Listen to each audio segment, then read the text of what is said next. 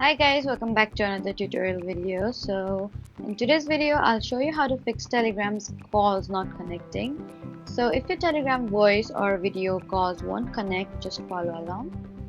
First, check your internet connection and make sure it's stable.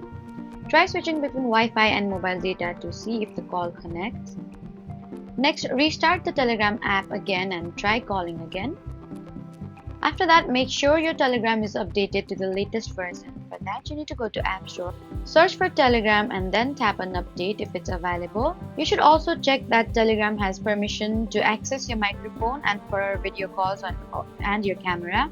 For that, you need to go to Settings, scroll down and tap on Apps, then scroll down and tap on Telegram. And make sure the required permissions are enabled. And if you're using a VPN, try disconnecting it temporarily and then test the call again. So those are some of the best ways to fix Telegram calls not connecting.